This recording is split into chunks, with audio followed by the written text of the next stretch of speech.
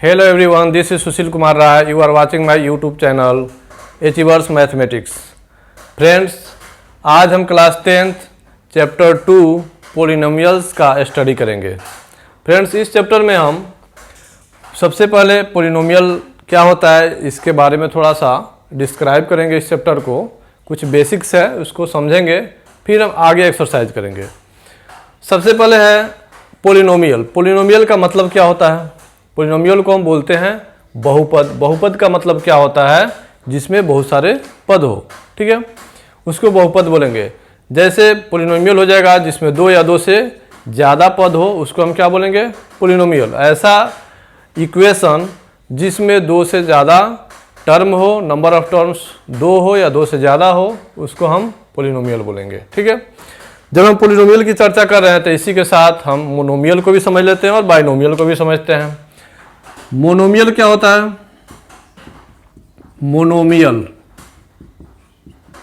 Monomials यानी इसको बोलते हैं एक पदी। एक पदी का मतलब क्या? जिसमें एक पद हो। जैसे मान लो हम कोई भी टर्म ले लिए, जैसे x ले लिए, 2x ले लिए, 2x ले लिए, -5y ले लिए, -9p ले लिए, ऐसे कोई भी टर्म हम लिए, ये क्या है? सभी में नंबर ऑफ टर्म्स 1 है, सिंगल टर्म्स है, तो इसलिए क्या है? मोनोमियल हो गया, ठीक है। इसके बाद आता है बाइनोमियल।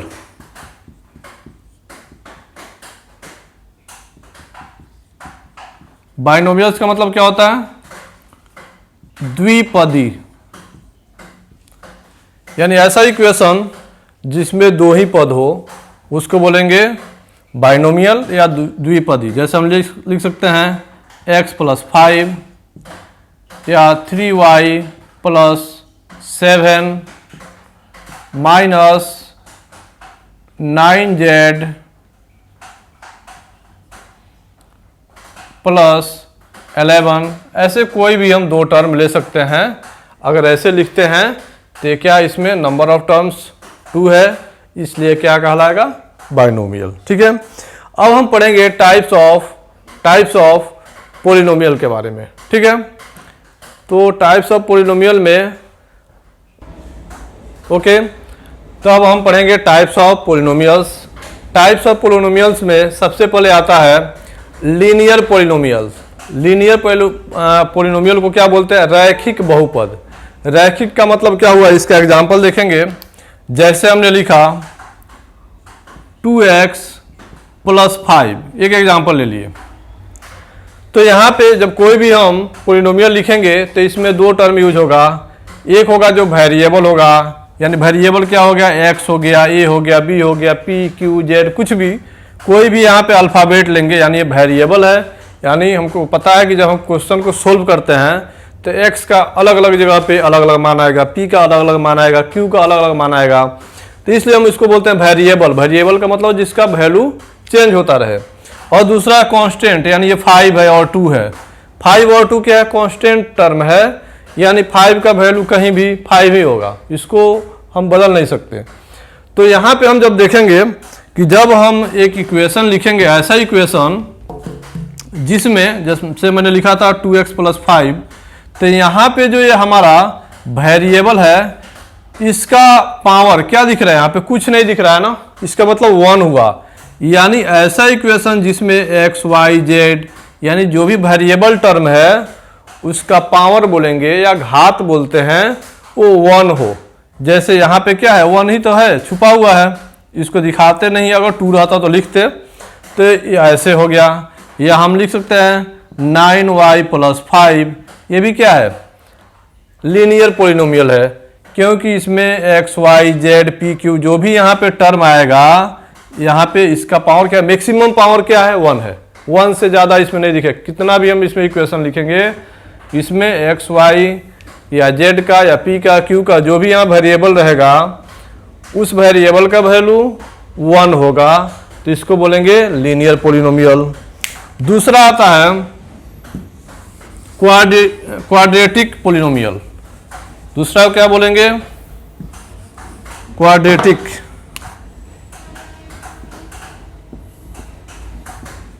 क्वाड्रेटिक पोलिनोमियल, यानी इसको क्या बोलते हैं, द्विघाती बहुपद। क्या बोलेंगे, द्विघाती बहुपद।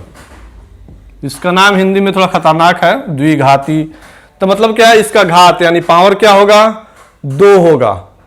जैसे कि स्पष्ट है, द्विघाती जैसे हम लिखते हैं, जैसे मैंने लिखा था वहां पे 2x + 5, इसको ऐसे लिखे 2x² + 5, हो गया ना द्विघाती। ऐसे भी लिख सकते हैं 5x² + 7x + 9। इसमें x का मैक्सिमम, यहाँ भी x का पावर 1 है, तो मैक्सिमम पावर को हम देखते हैं, मैक्सिमम पावर कितना है, 2 है। तो ये क्या हो गया, द्विघाती यानी क्वाड्रेटिक पोलिनोमियल इसको बोलेंगे। ऐसे ही आता है क्यूबिक पोलिनोमियल। क्या बोलेंगे, तीसरा को क्यूबिक पोलिनोमियल बोलते हैं। ठीक है, क्यूबिक का मतलब होता है जिसका पावर 3 हो।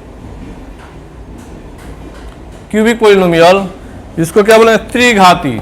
क्या लिखेंगे यहाँ पे, केवल द्वि के जगह पे लिख देंगे त्रिघाती, यानी जिसके पावर मैक्सिमम जो घात हो, पावर हो कितना हो, 3 हो। जैसे हम यहाँ ले सकते हैं, इसी को हमने कर दिया 5x³ + 7x² + 3x + 9, ऐसे हमने ले लिया। ऐसा इक्वेशन है जिसमें मैक्सिमम जो पावर है क्या है, 3 है। तो ये हो गया क्यूबिक पोलिनोमियल। ठीक है, अब पोलिनोमियल के बाद हम आएंगे डिग्री ऑफ पोलिनोमियल्स। ठीक है, ओके। अब टाइप्स ऑफ पोलिनोमियल के बाद हम आते हैं degree of polynomials. Degree of polynomial का मतलब क्या होता है, आपसे क्वेश्चन आएगा जब आप इक्वेशन, जब आप एक्सरसाइज करेंगे तो वहाँ पे आता है कि डिग्री ऑफ पोलिनोमियल लिखना है। तो डिग्री ऑफ पोलिनोमियल हम कैसे समझेंगे, मैं एग्जांपल से बताता हूँ। जैसे हमने एक पोलिनोमियल ले लिया, जैसे x³ + 7x + 9, एक इक्वेशन लिया हमने। तो मान लीजिए कि ये px है। px मतलब क्या है, पोलिनोमियल है, px है जिसमें ये इक्वेशन दिया है। ठीक है, इसको ऐसे भी हम बोल सकते हैं कौन सा पोलिनोमियल है, अभी टाइप्स ऑफ पोलिनोमियल हमने पढ़ा, उसमें कौन सा पोलिनोमियल है, क्यूबिक पोलिनोमियल है। ठीक है, अब इसमें आपसे पूछेगा डिग्री ऑफ पोलिनोमियल, तो डिग्री ऑफ पोलिनोमियल क्या हो जाएगा,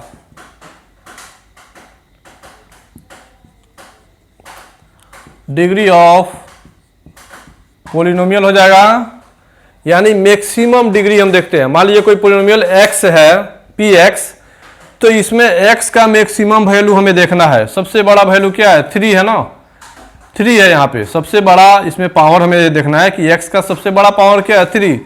तो डिग्री ऑफ पोलिनोमियल क्या हो जाएगा, 3 हो जाएगा।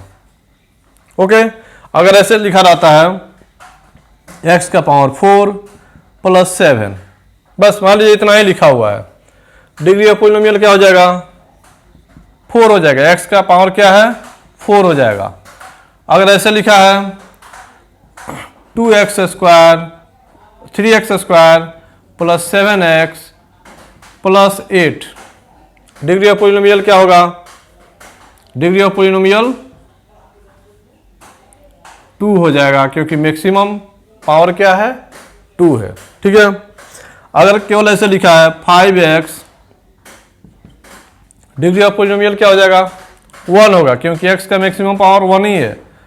ठीक है, तो इसको बोलते हैं डिग्री ऑफ पोलिनोमियल, यानी जो हमें इक्वेशन दिया रहेगा, जो भी क्वाड्रेटिक इक्वेशन होगा, या मान लीजिए क्यूबिक पोलिनोमियल हो गया, या क्वाड्रेटिक हो गया, या लीनियर हो गया, तो उसमें डिग्री ऑफ पोलिनोमियल बोलेगा। तो उसमें जो x या y या z जो उसमें वेरिएबल होगा, उसका मैक्सिमम वैल्यू हमें लिख देना है। मैक्सिमम उसका पावर जो है उसको डिग्री बोलते हैं उसका, यानी सबसे बड़ा डिग्री इसका 3 है।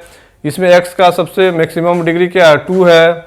ऐसे ही यहाँ 4 है और यहाँ 1 है। ओके, अब हम देखेंगे अगला टॉपिक।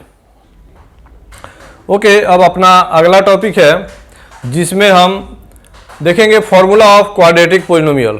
कोई भी क्वाड्रेटिक पोलिनोमियल लिखना हो तो उसके लिए एक फॉर्मूला दिया गया है, उस फॉर्मूला का इस्तेमाल करके हम क्वाड्रेटिक पोलिनोमियल को लिख सकते हैं। तो फॉर्मूला उसका क्या है, फॉर्मूला होता है ax² plus b x plus c. ठीक है, इस फॉर्मूला का इस्तेमाल करके हम कोई भी क्वाड्रेटिक पोलिनोमियल को लिख सकते हैं, बशर्ते इसमें जीरोज ऑफ पोलिनोमियल दिया हुआ हो तो हम फॉर्मूला को लिख सकते हैं। अब जीरो ऑफ पोलिनोमियल क्या होता है मैं आपको समझाता हूँ। जैसे हमने क्वाड्रेटिक पोलिनोमियल का बात हुआ तो हम लिख सकते हैं 2x² प्लस 5x प्लस 6। ये हमने एक ले लिया क्वाड्रेटिक पोलिनोमियल। जब इस इक्वेशन को, एक हम इसको इक्वेशन भी बोल सकते हैं, इस इक्वेशन को जब हम सोल्व करेंगे तो हमें x का दो वैल्यू मिलेगा। पहला वैल्यू जो मिलेगा उसको हम क्या बोलते हैं, अल्फा बोलते हैं, और दूसरे को क्या बोलते हैं, x का एक और वैल्यू आएगा जिसको हम लोग बोलते हैं बीटा। ठीक है, यानी अल्फा और बीटा, इसका दो वैल्यू मिलेगा। वो वैल्यू इसमें से क्या आता है वो डिपेंड करेगा, बाद में उसको जब आप सोल्व करेंगे तो आपको पता चलेगा। लेकिन जो वैल्यू आएगा उसको हम अल्फा से डिनोट करेंगे और बीटा से डिनोट करेंगे। तो जीरोज ऑफ पोलिनोमियल क्या हम मानेंगे, पहला जो आएगा, जो x का वैल्यू आएगा उसका जीरोज है, ये पहला जीरोज है, ये दूसरा है। ठीक है, तो पहले को अल्फा बोलेंगे और दूसरा को बीटा बोलेंगे। ठीक है, तो अगर हमें अल्फा और बीटा का वैल्यू दिया है तो इस इक्वेशन को हम आराम से लिख सकते हैं। ठीक है, तो सबसे पहले अगर हमें अल्फा और बीटा दिया हो तो हम यहाँ पे दो और फॉर्मूला देखेंगे जिसका इस्तेमाल आगे होगा। तो यहाँ पे आता है sum of zeros, sum of zeros.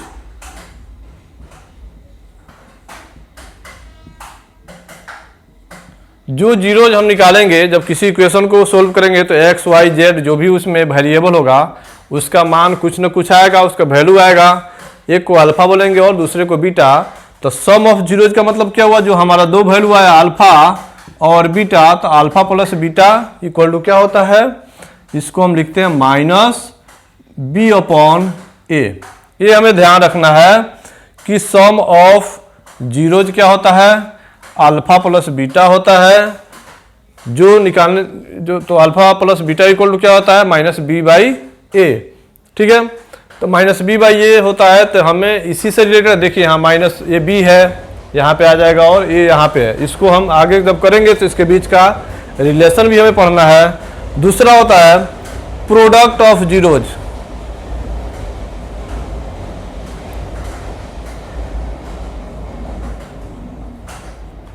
Product of zeros, product का मतलब क्या हुआ, इसका गुणनफल। तो अल्फा इंटू बीटा लिखेंगे तो ये क्या होता है, सी बाई ए। इसको सी लिखा हुआ है ना, ये यानी सी का मतलब होता है कांस्टेंट टर्म। ठीक है, तो यहाँ पे आया कांस्टेंट टर्म अपॉन में आया ए। तो हम इसमें देखेंगे, इसका रिलेशन पूछता है, क्वेश्चन में आएगा। तो अभी तो मैंने फॉर्मूला बताया कि क्वाड्रेटिक इक्वेशन का फॉर्मूला क्या होता है, ax² plus b x plus c. जब किसी भी क्वाड्रेटिक इक्वेशन को सोल्व करेंगे तो हमें x का दो वैल्यू निकलेगा, एक को अल्फा बोलेंगे दूसरे को बीटा बोलेंगे। उन दोनों अल्फा और बीटा का जो सम होगा उसको बोलेंगे सम ऑफ जीरोज, वो होता है माइनस बी बाई ए के इक्वल। और दूसरा होता है प्रोडक्ट ऑफ जीरोज, यानी जो हमारा अल्फा और बीटा का जो वैल्यू है उसको मल्टीप्लाई करेंगे तो आएगा सी अपॉन ए के इक्वल। जब आगे क्वेश्चन करेंगे तो ये हमें क्लियर होगा। ठीक है, अब हम अगला टॉपिक देखेंगे। ओके, अब हम देखेंगे अगला एक फॉर्मूला हमें पढ़ना है जो कि आप शुरू से जब भी आप डिवीजन करते हैं तो शुरू से आपने पढ़ा है, डिवीजन का एक रूल है। उस रूल को हम थोड़ा सा यहाँ पे पोलिनोमियल के टर्म में पढ़ेंगे। क्या करा है, let P X is a polynomial, then मान लीजिए कि पी एक्स एक पोलिनोमियल है तो पी एक्स इक्वल टू क्या होता है, g x into q x plus होता है आर एक्स। कुछ समझ में तो आया नहीं होगा, मैं बताता हूँ कैसे होगा। जैसे आप देखना, आपने डिवीजन पढ़ा होगा, इसको बोलते हैं डिविडेंड।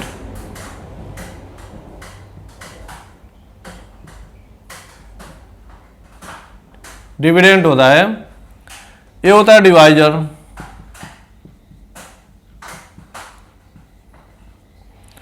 और यहां पे हमारा आता है कोसेंट। और यहाँ पे आता है हमारा रिमाइंडर। इसको क्या बोलते हैं? भाजक। हिंदी में समझ लेते हैं, भाजक ये होता है भाज्य, यहाँ पे आता है भागफल और यहाँ पे आता है शेषफल। अब थोड़ा समझ में आया होगा। जब हम किसी संख्या को डिवाइड करते हैं, जैसे मान लीजिए कि हमने यहाँ पे किया 25 को 5 से डिवाइड किया, तो 5 टाइम्स डिवाइड किया 25 हुआ। ये आ गया, ये कैंसिल हो गया, या इसको आप 0 भी लिख सकते हैं। तो ये जो है हमारा क्या है? डिवाइजर है। ये क्या है? डिविडेंड है। ये क्या है? कोसेंट है। और यहाँ पे जो बचा है क्या? रिमाइंडर है या शेषफल है। तो हमसे अगर ये पूछा जाए कि ये हमें निकालना है, अगर ये हमको डिवाइजर पता है, कोसेंट पता है और रिमाइंडर पता है, तो हम डिविडेंड इक्वल टू क्या लिखेंगे? ये डी इक्वल टू यानी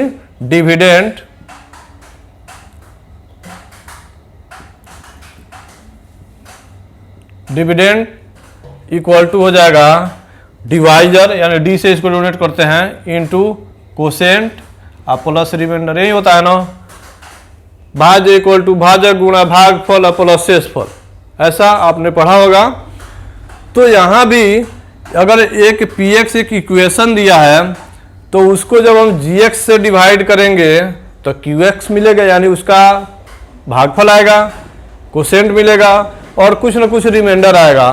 तो px इक्वल टू क्या हो जाएगा? gx into qx plus rx, यानी डिविडेंड हो गया ये हो गया कोसेंट और ये हो गया रिमाइंडर। ये हो गया px का मतलब क्या? ये हमारा हो गया डिविडेंड हो गया।